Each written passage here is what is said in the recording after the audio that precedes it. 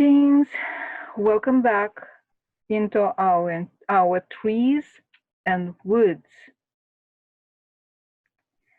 Look at this beautiful picture. Look at this beautiful picture. But let's concentrate first on that one. Because what we see here the beauty of the trees, and we can feel the high spirit, the high human spirit, perceiving that. And then we see human hands there. And if you add beautiful trees, creative human spirit, and creative human hands, it will be equal the art. So what we are exploring, what we are traveling through is art and art making. So we are still in the woods, right?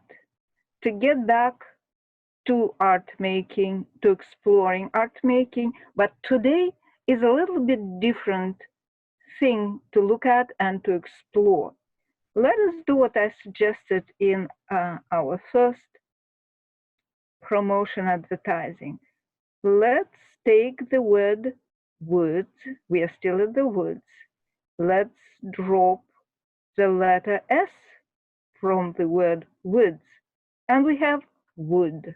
All right, we are going to see what can be done using the wood as material, as medium, as the technique, and as the object of artistic excitement. You understand, of course, that I have those images on the title page, not for nothing. So let's go to the next page. Yes. What do we see here? I don't know if you remember, but the very end of the previous presentation was these two pictures. The lady that Andrew Waith, his Helga, his famous Helga model, he painted at the tree. The tree is embracing Helga, and Helga is looking somewhere into the space. And what she sees into that space, the trees and the sky and the water and the boat. Why is so? Because I thought that it would be very meaningful. We are going to embark onto our journey into the ocean of art making, of wood using, of wood crafting, of all the great things that can be produced out of that. From the very beginning, boarding a boat. See, this is us. We are looking into the space where we can see boat, another boat, and here you will have number of the images that I pulled together, like completing the whole fleet of boats that you are going to choose one of them for yourself to put your foot on the board of it for the travel. These are Winslow Homer's boats. These are just sailboats. What else do we have? Yes, another beautiful thing with blue sails. Here we have ancient Greek boat. Another one. Let me pull it out from there. Oh, come on, just pull it. Oh, here we have another one. And this one is kind of European, I think, picture. And this is the Indian picture of boats. And that one, let me put my glasses on, Chinese, of course, boat. And this is European medieval. And we have so much to choose from. And this is one familiar image that you can recognize from the first title page. I decided to provide the whole instrument toolbox or tool set for you to see what to use if you decide to build your boat on your own. All boats are built of wood, if you remember. All these boats are wooden creatures, creations out of wood. This is the Roman shipbuilding, Greek, all ancient actually, Egyptian. And this is how the boat, the wooden boat, is getting built. See the beauty of it. You know, there is some belief, and I 100% share that belief, that if some object that we are looking at is felt as a beautiful object, it's almost for sure, it's almost certainly that it is built and engineered perfectly well. That's why the boats are so beautiful. That's why we love all the boats.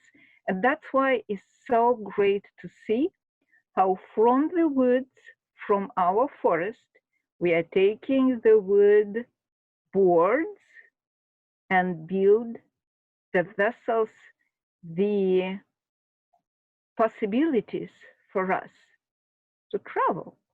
I hope that you already have your favorite vessel that you are going to use. And if not yet, there is the model of the ancient Greek boat, Chinese for your convenience, Vikings. This is just an ancient boat. I don't know what is the origin of that. That one is the thing that you can see over there, the nose of the old Greek boat.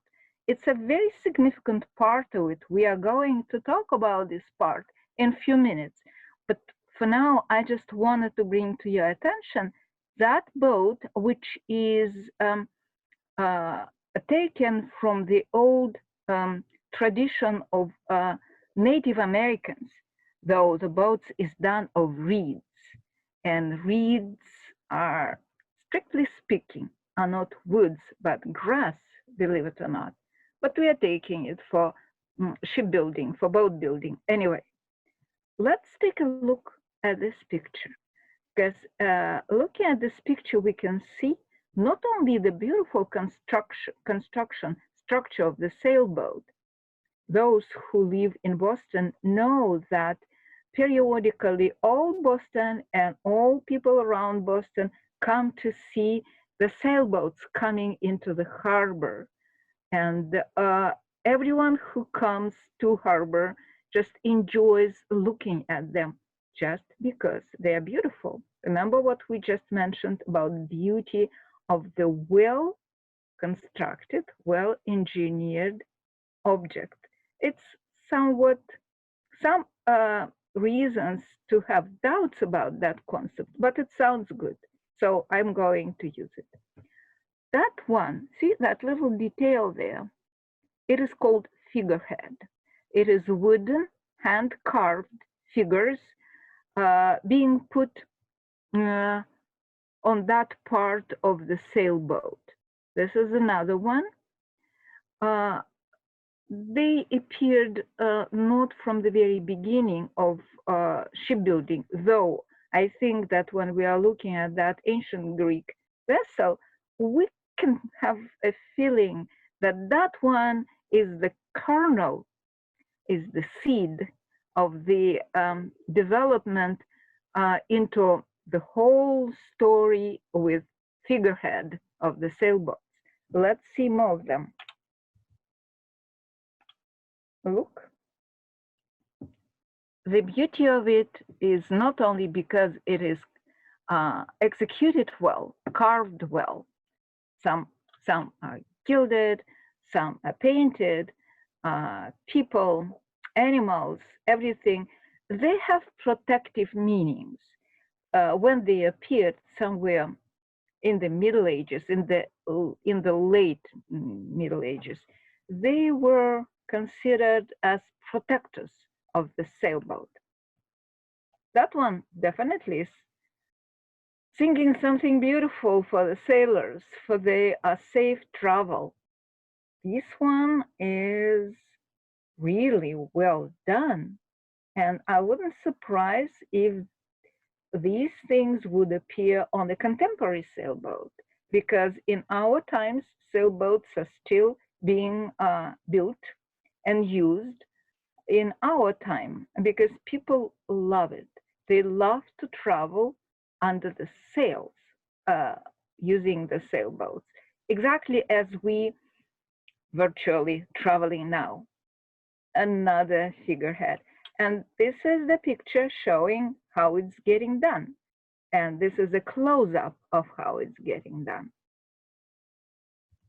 All right, we reached the end of the waters. We put our foot on uh, the solid ground. And to continue our travel, we have to take another means of transportation that we call carriage. And again, I collected, pulled together the whole fleet of those means of transportation, so to speak. Some of them are just beautiful, some of them are royal, as you can see. Some of them are really royal. See? With all carved wood, decorating them, beautifying them. These are simple ones, but also it does have some wooden parts of it, as you can see. Even this little landau has it. But if you want to experience, to explore the real peasant life, this is a little wagon here. That is one you also can take to continue your travel. And of course, chariots. Chariots is absolutely wooden thing. This is the ancient, let's say ancient, old sculpture presenting the ancient Roman chariot run by the warrior. This is a Celtic chariot and Chinese chariot and Greek chariot. And guess what? Chariot carried, pulled by an elephant, though it is probably model and a toy in some way. But it presents how they traveled over there in India. And this is the portrait of chariot. Really beautiful thing. And if you still are not sure what to choose, this is a royal carriage for you, all gold. Or if it is a winter, you're gonna take the imperial sledge, richly decorated by wooden carved images, gilded here and there, not gilded, but very comfortable and convenient. So let's continue our run because we have to reach some other destination, and let's do that. Yeah. Probably you did not expect that we are going to find ourselves over there in the ancient, at the ancient Hellenistic temple. Why I wanted us to go and to see and to look at it and to have few words about it. I present here the so-called classical order of columns, which hold all these Hellenistic temples, because the heavier roof has to have some legs to be put on it so people can come under it and feel safe. So, three orders, three types of columns, which are used in all Hellenistic temples and keep being used in further architecture. What is so special about it? Not just because it is beautiful, which it is, but because it is known that in the very beginning, those columns were made of wood. Yes. And it is said in one of my sources that here we can see the translation, the transition from wooden columns into the stone columns. There are three types of it. Doric, Ionic, and Corinthian. Why I decided to have that Corinthian capital in two photographs? Just because it feels, to me at least, that here we can see the clear evidence that columns once were wooden, because the capital of the Corinthian column has all the things that we can recognize as the kind of tree crown here, right? Leaves and general shape and everything. And it is beautiful too. So why not to have another close up for the beautiful thing? I think that this picture presenting the drawing done by one of the archaeologists in the end of 19th century of the Egyptian old temple, it does show as well the columns, the Egyptian columns. Of course, the proportions are different. The Hellenistic columns are leaner and I wouldn't say more elegant, but somewhat it does have that grace that we all love and Hellenistic art. But we absolutely love and appreciate the beauty of those columns as well. Especially in my case, in my presentation, it is very important that it also presents the crown of the tree. All right, where do we go from Egypt, from ancient Egypt? We're just jumping through the times and the space, and we find ourselves in the one of the most enchanting places that wooden architecture presents itself for humanity. Those of you who travel the world, and I think that many of you did, know what I'm talking about.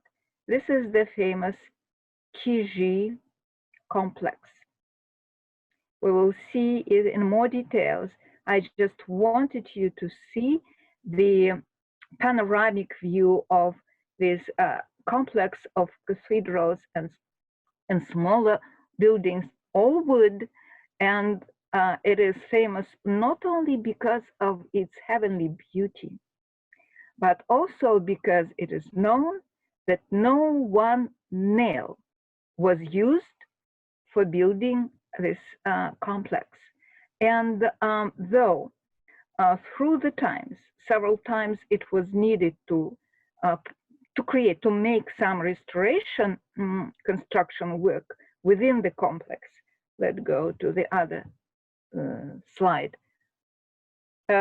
Builders didn't break that concept. No nails are used in this building, period. Never. Not in the beginning, not now. There are some things in art, is it painting or sculpture or architecture or whatever comes to your mind. Sometimes you have just to give a couple of minutes of silence so viewer, spectator can appreciate the beauty. Remember what we said once at our presentation. The goodness of the world intensifying itself inside of itself when it's time to get out into the world reveals itself in the light of beauty, right? It's a very, again, free retelling and repetition of Nicolaus of Cusa, the great thinker of 15th century. It applies to everything. It applies to Russian wooden architecture, great architecture of the Kiji complex. I pulled out those images because it shows you the famous onion domes of Russian architecture. In this case, it is wooden architecture. And you can see clearly that all the tiles of the dome, like scales, right? They're all wooden. All and every single piece of it is wood. The gray color of it, why it so happened that it is looking like gray? Because of the rain. You know, when the water and air treats the building of wood for a number of centuries, it loses its original color of brown, warm, like here, and it becomes gray. I wanted you to see how it is inside. It is the inside interior. It is the interior of one of the Kizhi Cathedral, the biggest one, the Cathedral of Transfiguration. This is another interior, and you see that all the walls are covered with icons, and there are also some frescoes covering the walls. Remember, we looked at those as well. But today we are talking about the wood, how the wood becomes the material of art making and art beauty. That's the view of one of the wooden houses which are built in the same village of Kizhi, because not only the cathedral there are people live there. It's a tourist destination, and there are people here who live and to help to keep it in good condition, to greet people who come and enjoy it and everything. So they live in the houses of that kind,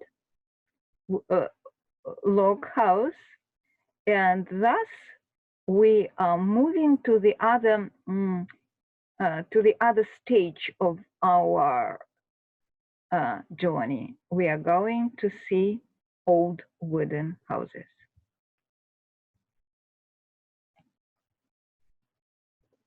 That's the part of the old Russian wooden house. We'll see a few more images of that kind, because I wanted us to pay attention at that specific folk art of carving wood for decorating the exteriors of wooden buildings. And this one is the interior of the old peasant life, which was happening in the log houses. Why I wanted to have it for you? Because here you can see that all the utensils, all the things needed for household are done of wood. That one and this one, and that long, long, long bench, which would be the bench and the bed at some point, and whatever you need, it is there. And a lot of other things, smaller things, are on the shelf. Let me find. This is the wooden shelf, and there are smaller wooden items over there also used in that household. That is the picture presenting the peasant life in Middle Ages in some Europe, in some place of Europe, possibly Germany or some Scandinavian place, something like that, because they do have woods, still have it, very fortunately for us. So they built their houses out of wood, of course, not of the rocks, not of the stones, but of the wood. That is a building that was named in the sources that I was researching as the Museum of Wooden Architecture.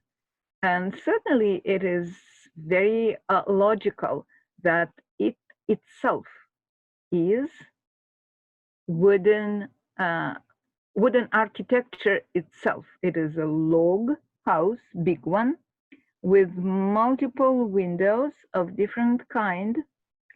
I think it is it is somewhere in the south of Europe. And here we are jumping to the other part of Earth, to China, because it is Chinese wooden house. The structure is completely different with a lot of balconies and a lot of terraces and a lot of lightness, lighter than those huge, heavy buildings. Though this also presents the Chinese city, the Chinese town with wooden buildings. That one is old colonial American house. Yeah, our people in the beginning of American life, they also built these kinds of buildings like a couple of centuries ago, right? Another one. And here we have the tiny, tiny Khmer building. That one is presented as Romanian wooden architecture, like poster child, all clean, all beautiful. And this is old Viking building, also wooden. Another Romanian.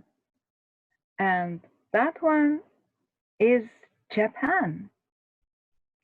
That one is also a Japanese building. You see, wherever we travel around the world, people live within the buildings made of wood. See, wood is important, not just for being beautiful, but for being material for so many things. Valuable, invaluable material, you will see it. Let's get back, let's jump back into Europe, from Japan to Europe, from Asia to Europe, European part of Russia, because that one shows that folk art that I promised you to show more of it. It's hand-carved decoration of the outside wooden building, especially window decoration. I know that some people who still live in Russian villages, I was told by one of their grandchildren, they still do that work of carving decoration for windows. Let's see more of it. That one.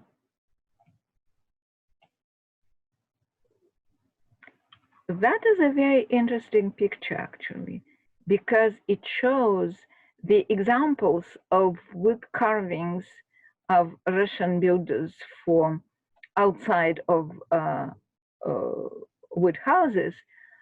But those carvings are done today, following the tradition of old craft.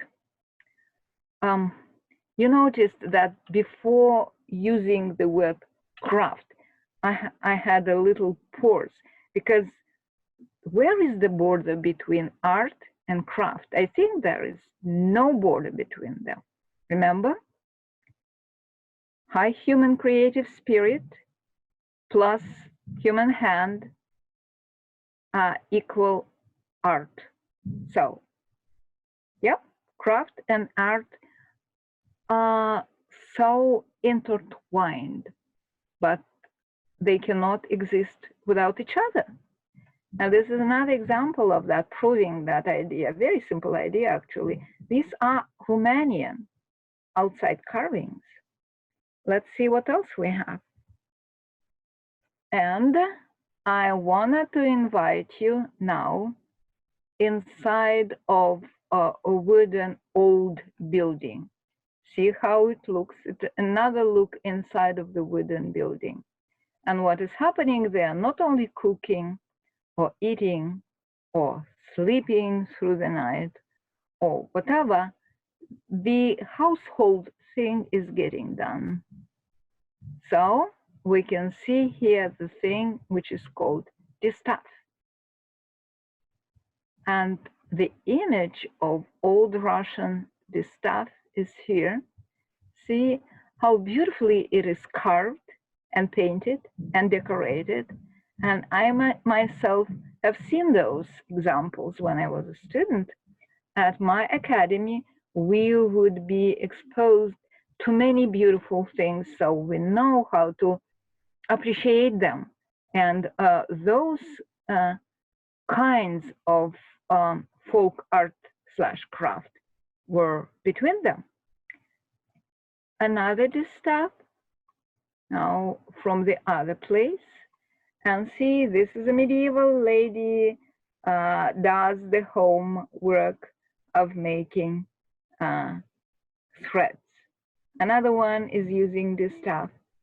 You know that in old times, distaff was considered as the tool of Athena, the goddess of wisdom. This is what she holds in her hand, distaff. And it is what she holds in her hand here in this statue. And this is the old ancient Greek distaff, wooden one, carved beautifully and being put to work in old times. Isn't it looking like a sculpture? Aren't those looking like little sculptures of different kinds? I believe at some museum show. And I just think that it is just logical to come to this page, because you see that as soon as we are stepping outside of the wooden house, we can see if we find ourselves in old times, that wooden patterns, hand-carved and hand-painted, and probably those old believers in their pagan faiths were worshipping their gods looking at them. This is one at Kamchatka, Far East. We are at the very end of Asia again. Few more of those. This is, I have suspicion, though it pretends to be old, but I think that it is done in our time. It's just being put in the convenient for that sculpture totem environment. And here I wanted to show you that what is done like millennia ago and what is done today sometimes can meet very organically, because that one is done today. I can bet it is a today sculpture. Just it is put somewhere in the woods, into the forest, so people who come inside of it, who come into the forest, into the woods for their own reasons, would meet it, like that little boy did. See? Can you see him? I personally know the artist who had once played with such idea and carved huge wooden sculptures for the outside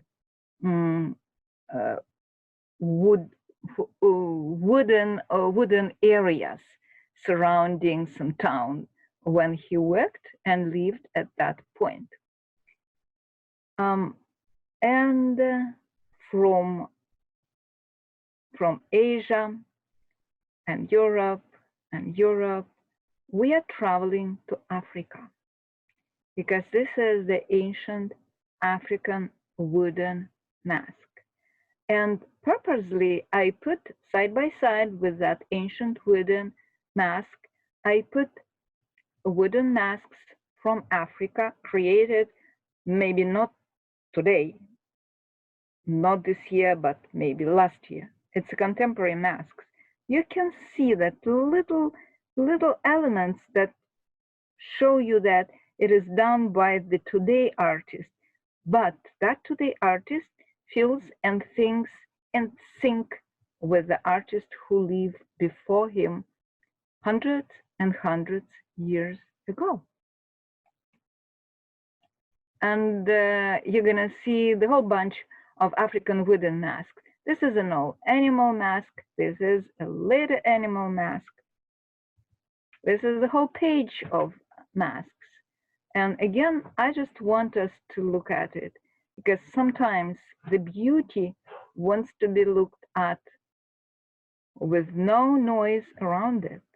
So I'll give you a chance to enjoy the rare beauty of African masks, who influenced, by the way, so many famous artists of 19th and 20th and 21st century. And from African masks, we are moving to seeing, to viewing the little figurines of the same African origin. It's a mother and a child, another mother and a child, few more African sculptures, this one and this one, definitely contemporary. I just feel it. I feel the vibration of thought of contemporary artists. And from Africa, guess where we go? Yeah, to China. Because we cannot imagine thinking about wooden carved sculpture without enjoying the old art, the ancient art of carved wood of Chinese artists and artisans. One, old one, lions. This is ancient one. Buddhas. Quite beautiful and quite contemplative and quite convincing. You know, beauty is convincing, right? Another one, a transparent relief. And the tree, by the way, I was so happy when I found that image because it shows not only the woodwork, but it shows the tree inside of the woodwork. The woodwork presents the artistic image of the woods.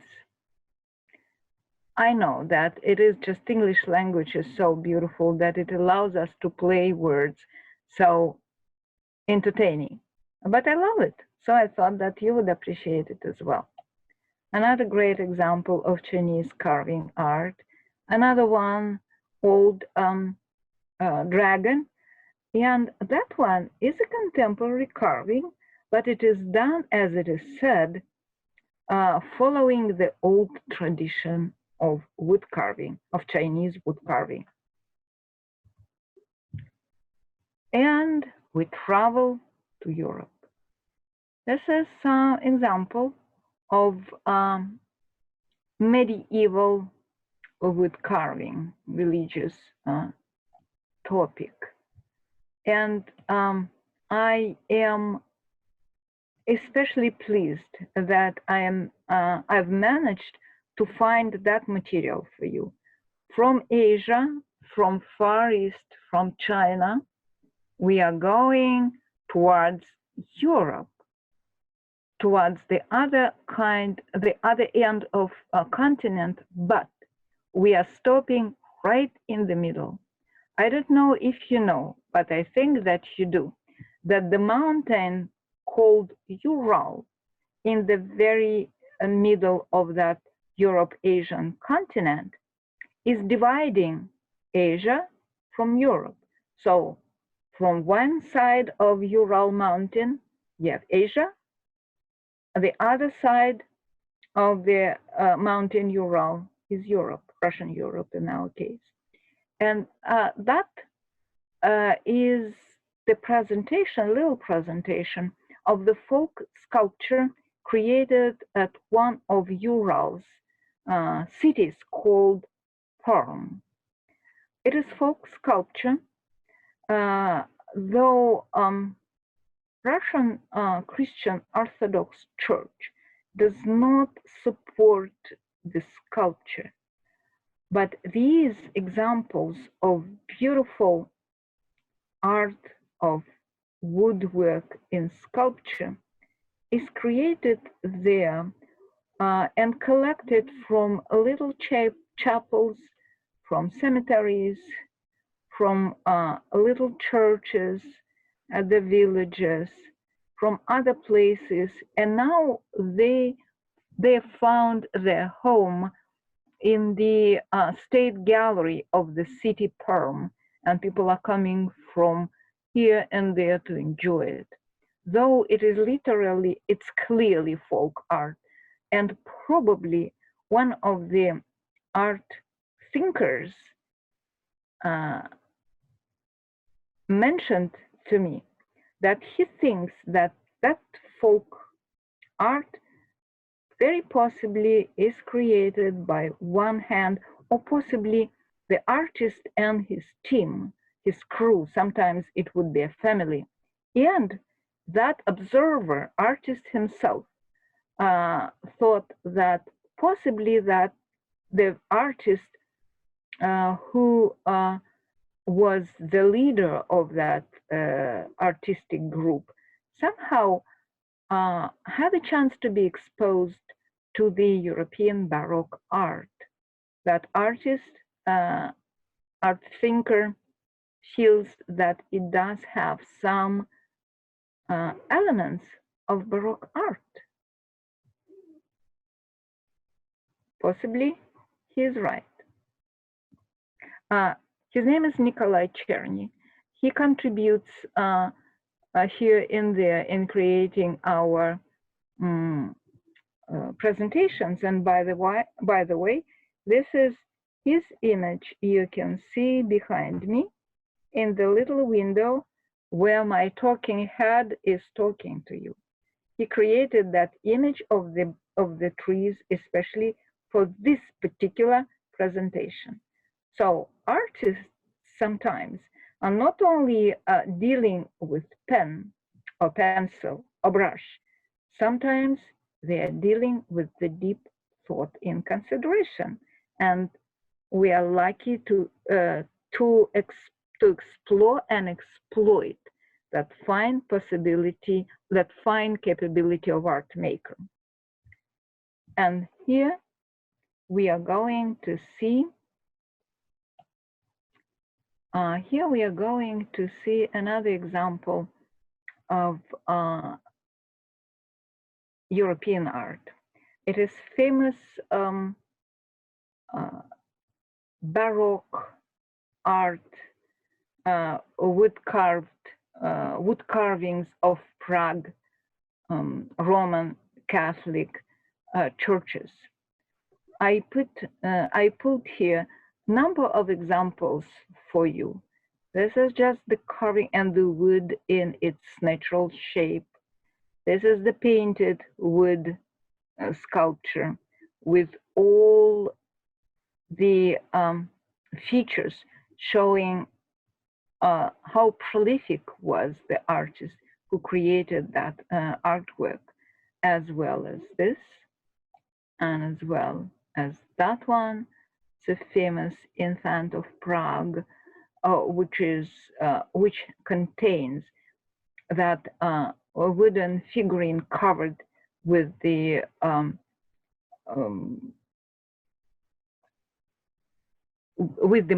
material of different kinds, with paints and fabric and all other things. But the wood carving is here. In this case, it is heavily gilded, as well as in this case. It's a very interesting thing about working with finishing the wood carving.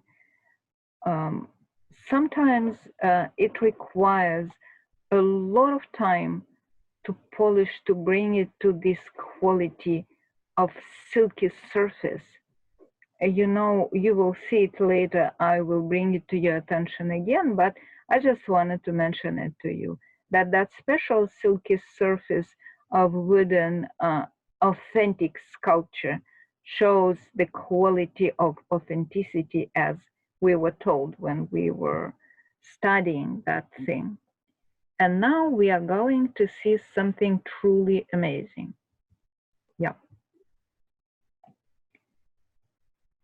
Once upon a time, in Western Europe, Eastern Galicia, in the first half through the middle of 18th century, appeared a person who is now called Michelangelo from Lviv. His name was Pinzel, Johann George Pinzel. Probably, as people say, he was from Czech or German origin.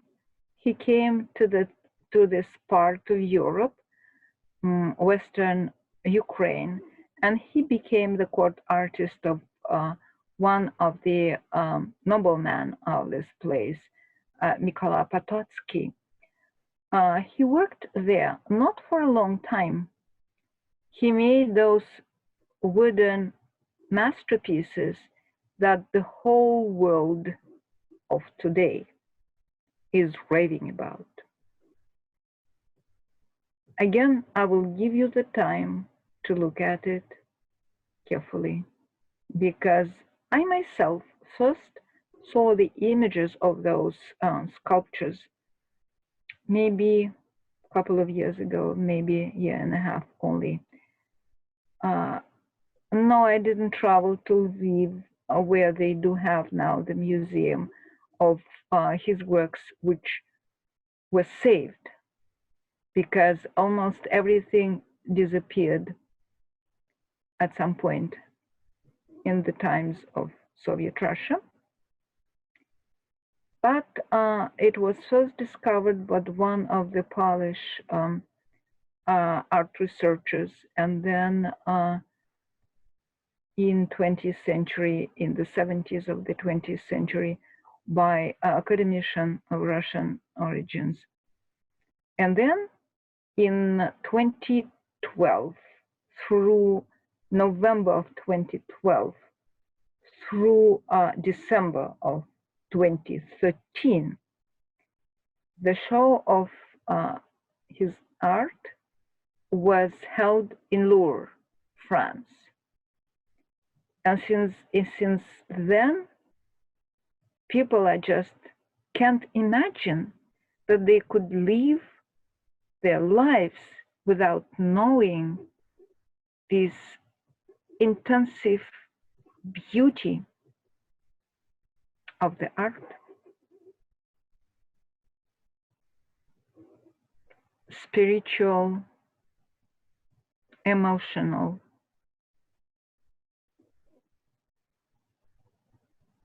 and very artsy, and very human. Look, very human. This is Abraham and Isaac or Isaac. This is one of the saints. Another one. A very heavenly human, if you forgive me for that definition. I know that it is a little bit of mannerism in my definition, but yes, people say, those who write about Johann Pinzel, write about him that he was some transitional Baroque Rococo sculptor. To my mind, very contemporary, whatever you want to call him. He's the artist of today, like Michelangelo is the artist of today. Remember his art? Remember his sculptures? Not only David, but also Pietà Randonini. There is nothing more contemporary than that piece, to my mind. So the comparison of Pinzel and Michelangelo is absolutely legitimate to my mind, and I'm feeling so satisfied that I am able to bring it to you. Let's see what else we have. Yes, we have contemporary art. I just told you about the contemporary uh, feeling, the feeling of our time in previous images. And now we can see the sculpture, the outside sculpture of contemporary sculptor. Her name is Olga Ziemska. Pardon me, Ziemska. Ziemska. This is another of her sculptures, and if you cannot see it clearly well, I think that here you can see it clearer than here or there. What she's using, Olga Ziemska, she is using logs, short logs, and she puts it together the way that you have a feeling that, yeah, it is right. Not only this way, not any other way it can be done, which is always the sign of a good artwork. By the way, the hair of that lady's sculpture is twigs. Can you see it? I had a very hard time when I had to choose which of the images presenting that sculpture to show you, but that one is perfect. It has such a powerful drive in it. And now we go and see completely different sculpture of contemporary artists. Remember, we just saw something like that in the Prague wooden sculpture, wooden and painted. The Bruno Walpoth, Bruno Walpoth. Do you remember, by the way, that all old ancient sculptures, Greek sculptures, were painted? It is just in Roman tradition when they started copying it in marble, they lost their painterly beauty. Otherwise, they all were painted. So contemporary masters, that Bruno Walpoth, for example, they are not inventing the vehicle here. They are just using a very good vehicle because it's a very interesting and also right piece of art. You know, the authenticity of good art is always there, just jumping on you. Another very interesting wooden carved contemporary sculpture by a Vietnamese sculptor whose name is Sutang Han. I hope that I didn't do very bad job pronouncing his name. But you know, art presents the artist sometimes better than his signature. And we can enjoy this kind of thing. And what we can see here, the influence of pixels that we know that from the digital art. He just turned it into the three-dimensionality of his wooden carvings. That one, I don't know who is the artist who created that, but you see, that is the evidence that contemporary artists, they understand how to deal with human figure if they wanted to use it for the sculpture, and how to dealing with the surface of wood that they carve. I'm not sure that I know why the box is put on the head of that sculpture, but that we have to ask the artist who created it. This one, that is just such a fun image. I put it here so you can see that artwork can be fun and authentic at the same time, right? Let's see what we also have. It is called Perm Gate. Again, jump back to Ural, Perm city where we saw that folk art of the unknown folk artist that we enjoyed very much. Another piece of a wooden wall sculpture, as it is called, wall sculpture, because it is told is the installation on the wall. And I am very happy that I could find for you the famous bird by Brancusi, but not in bronze, not in marble, but in the wood. I was searching for that wooden bird for a long time. I couldn't imagine that great Constantine Brancusi wouldn't do his bird, his famous bird, in the wood. It is so convenient. This is another of his pieces.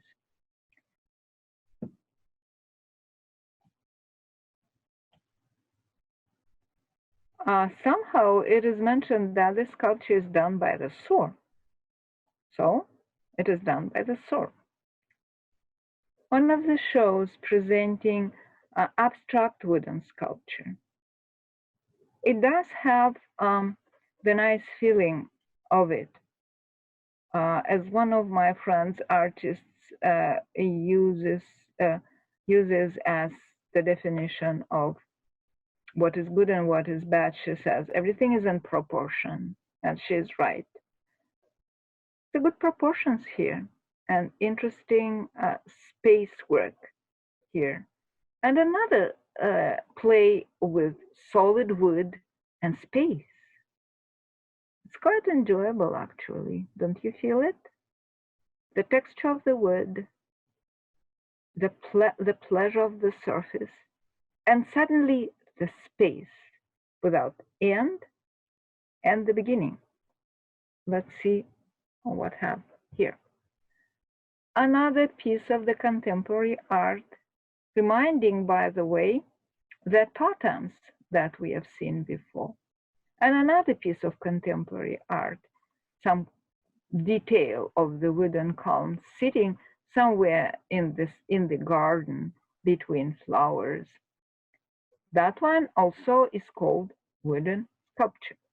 Not only it is wood, obviously these are stools, but it is kind of combination of art made of wood and, as it is said, found objects. Of course, this artist, before putting together those stools and making it into the sculpture, balancing on one leg, had to find it. So found objects which happen to be wooden, and we have that sculpture. Now we are going to see something unusual, because it is a wooden sculpture, interior installation. You see the curved boards put on the walls of some building, and this one got the reward, which is called Wood Award Ireland 2020. So Ireland gave the award for wood sculpture of this year to that piece of interior installation.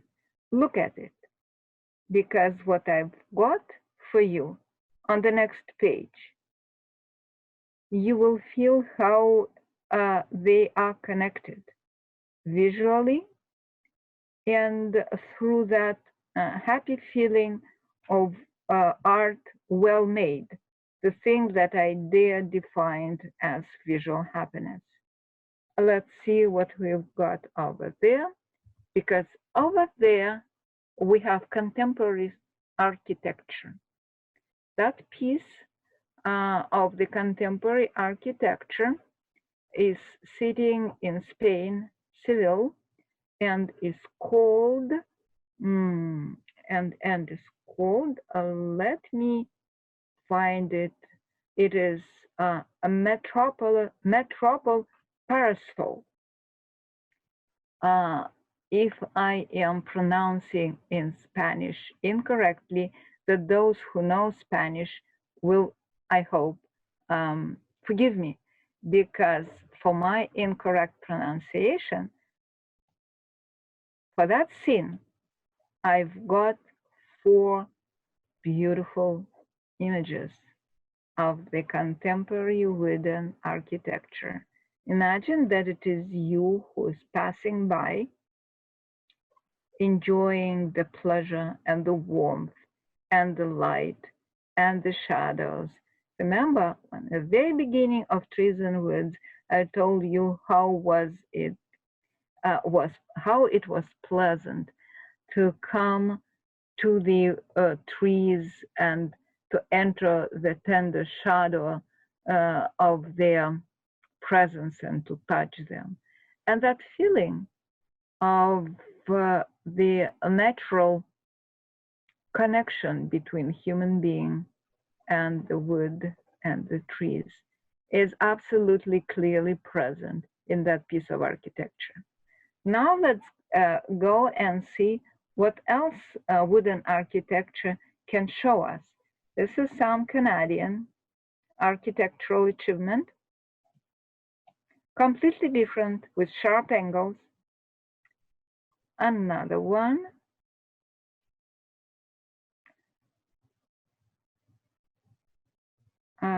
I think that it is when something came not from Canada, from somewhere else, from Europe.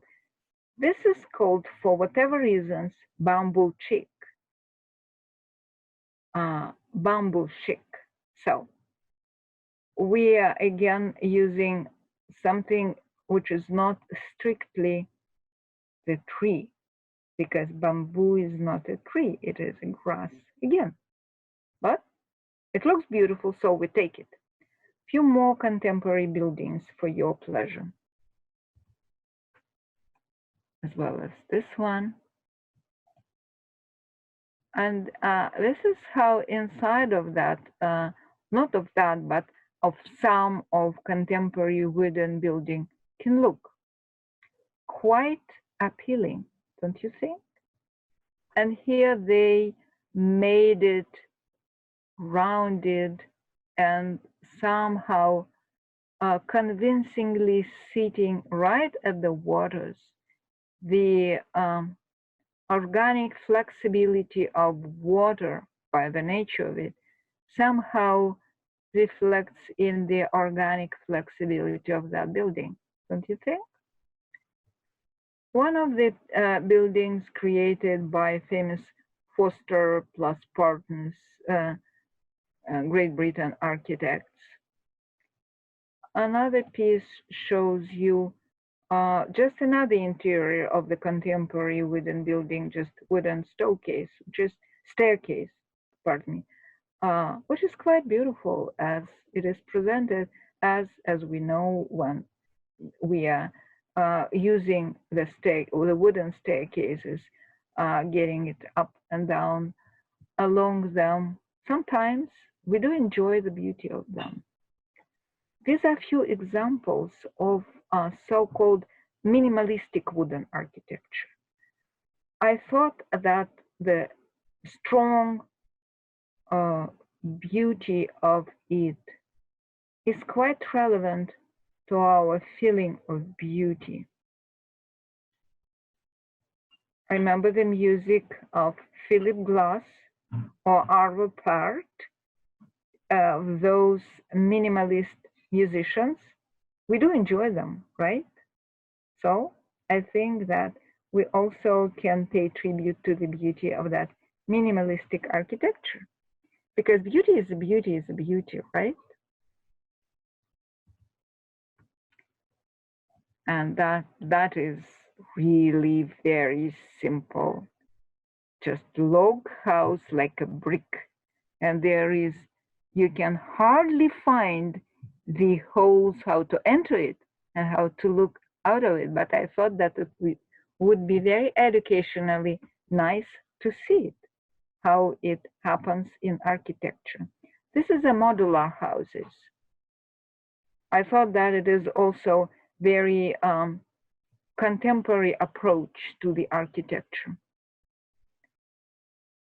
That one has a title at the sources where I pulled it out as the most beautiful wooden house. It is beautiful, right? And it is sitting in a very beautiful background. And the bedroom of that house may look like this, right? Very nice as well, very appealing as well, very homey, very warm. Now we have to see those famous tree houses. 1, 2, 3. Japanese architecture. They are different, of course. This one has that little tail, not very little. This one is simpler. But I thought, and I know that people live in it, and you all know that people live in it. I guess it should be enjoyable at some point. At least it is very interesting to look at it. That one got the reward, the diploma of one of 1,790 best wooden temples of this year, 2020. I thought that first thing, it looks like a temple and it reaches the sky, the heavens, as it is supposed to be, right? And it is rewarded with such a respect. So why not look at it? I brought it to you. I thought that you would enjoy looking at how it's getting thought through before it's getting built.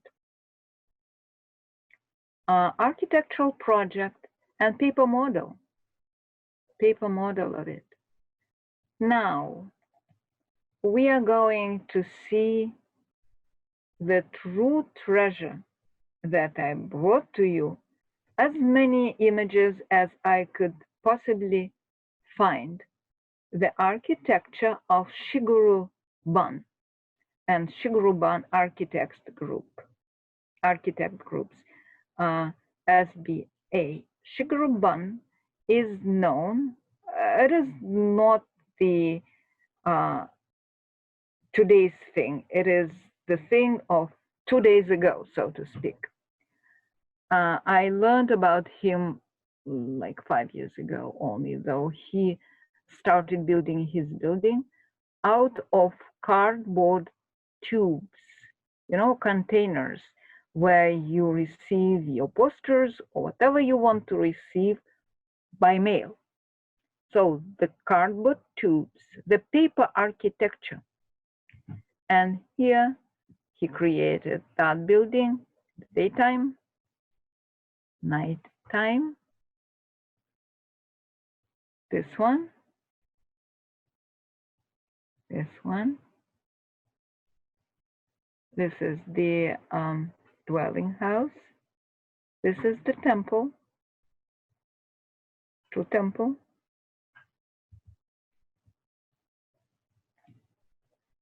Another look of that temple. You clearly see those tubes, these cardboard tubes.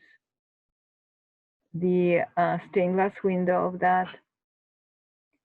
The luxury villa Shigeru Ban created. And this is the Austin Museum of Art, built out of paper tubes. I have to admit that when I first learned about it, I just went beside myself. And the first thing that I did, again, all open, all full disclosure, as people say in this case, I shamelessly stole the idea of using those cardboard tubes for creating display for the show that I was creating. So I ran to New York, we ordered those tubes, and it was a beautiful show. And Shigeru Ban probably felt how much we were grateful for this great idea that allowed us to build a great display using his invention. We're gonna come to the idea of paper used for many reasons a little bit later. For now, we are going to move to our next page.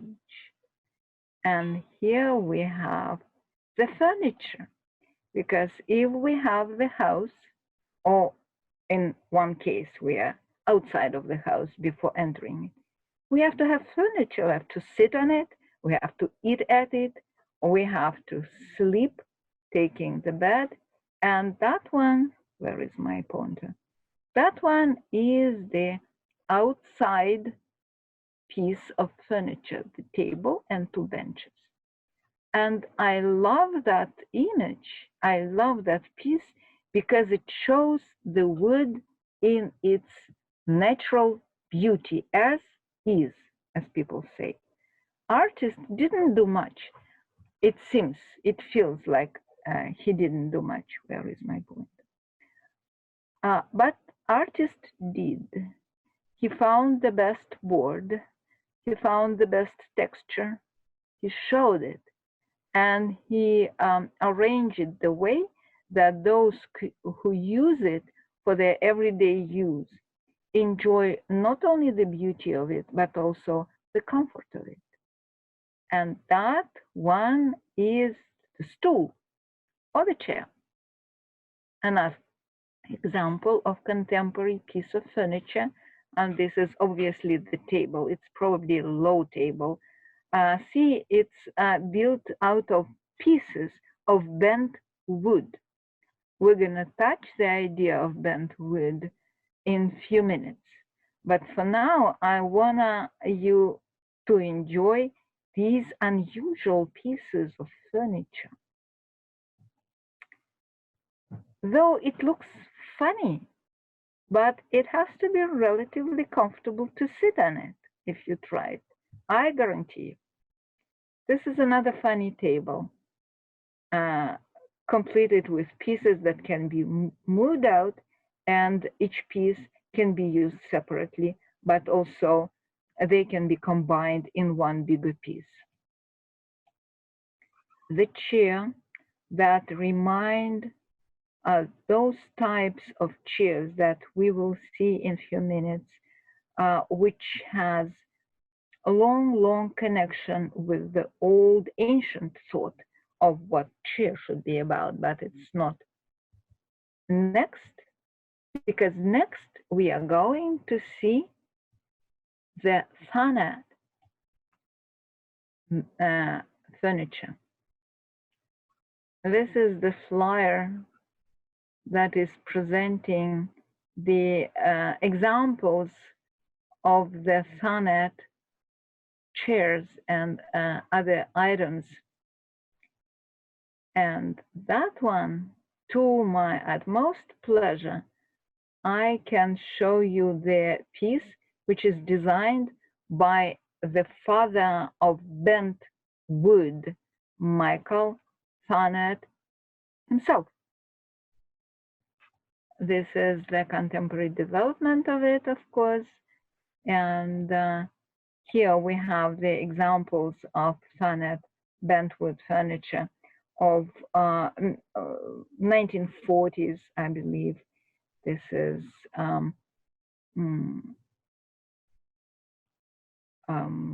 Art Nouveau chair again. And this is a cradle.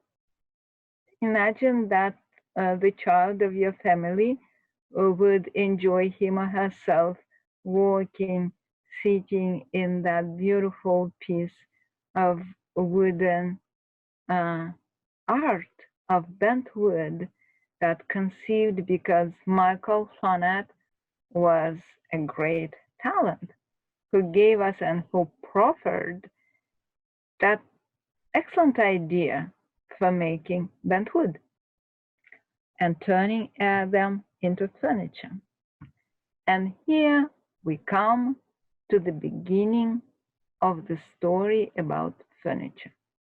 I wanted you to see how it went because that design is called Christmas chair.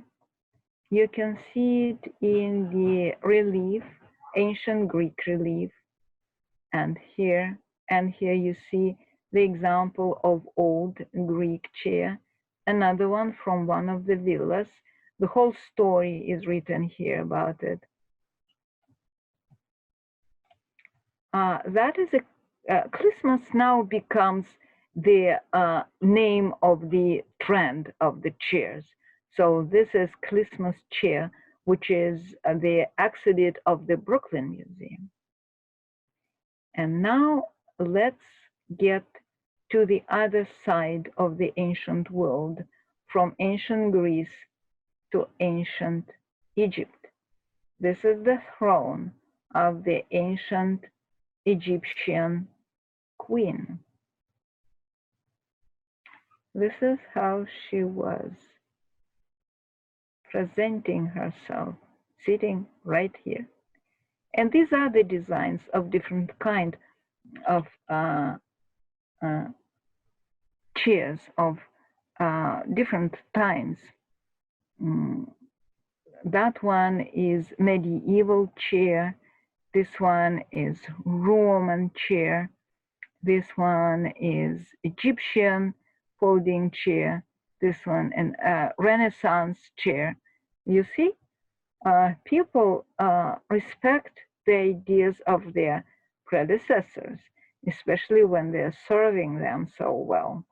For example, this couch, the sofa is done in the style of the old Greek sofas, as well as this chair is done in the style of the old Roman chairs.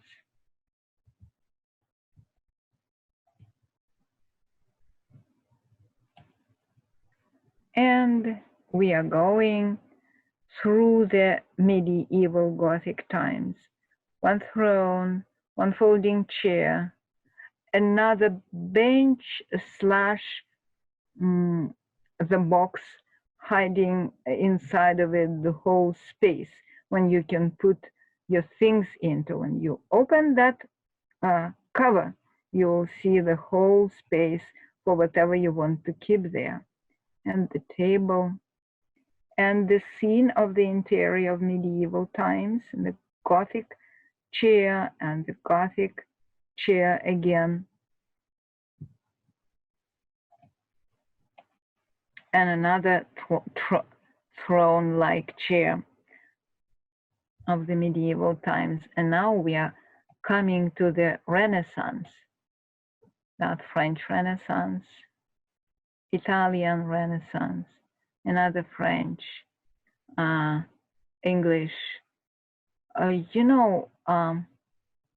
When I mentioned that a very special quality of woodwork that defines and marks the authenticity of the real wood work is the surface of those items. There are some descriptions of how it worked. Some of them were polished by the same piece of wood that this one is made of. Then some coverings, very, very thorough and very professionally prolific, I would say. Those who still work in this field describe it as the artistry of the work of the utmost high level, and now we can enjoy it. Here I have a number of examples of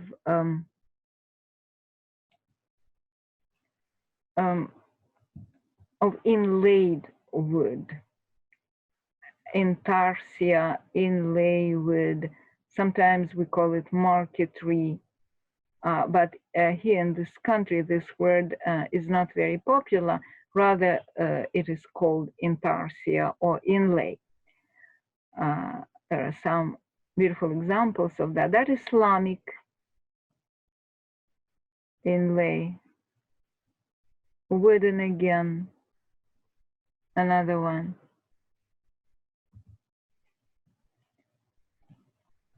I want to show you that special beauty of Victorian carved sittings, like here, like here. I keep coming back to my recollection of my young years when in my academy we were provided with the opportunity to see and actually to live in the art and equipment related to the old times of art making. That was the idea of the founder of that academy, Baron Stiglitz. So I did see in the sitters of that kind, I touched them. Trust me, they are very comfortable. And they do have a nice space underneath of that top.